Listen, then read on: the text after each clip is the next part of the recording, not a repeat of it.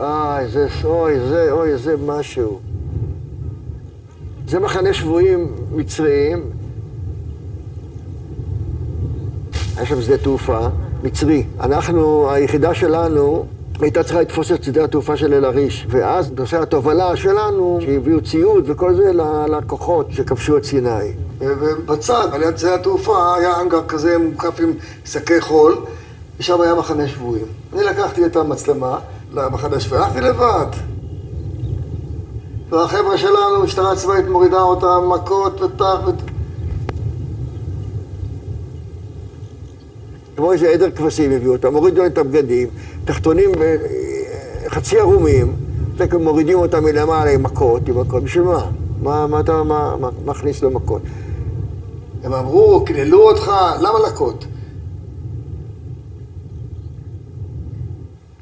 מי היה מתעלל? האלה, הממצדיקים, לא הלוחמים עצמם. תקום, שקב. קום, קפוץ, פול, שקב, פול, שקב. עכשיו יגיד לו, קום שב. איזה שב, שקב. והמסכן הזה שמן בקושי איזה טרח, אם הוא לא יקבל מכה, יקבל לי מעלה. הייתי במדים, צילמתי, מה? סתם, כמו בבעל חי לא מתעללים ככה. אחר כך ניגש הקצין המצרי, וניגש לחייל, עושה לו ככה, תראה, מנגב לו ככה את הפה. מצא חן בעיניי. אמרתי יפה, בני אדם. זה מלחמה, זה עושה את הבן אדם חיה.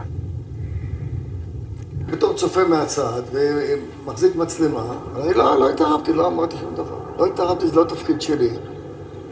אצלי אדם הוא אדם, לא משנה אם הוא אויב שלך, או ידיד שלך, או שהוא מהעם שלך או מעם אחר.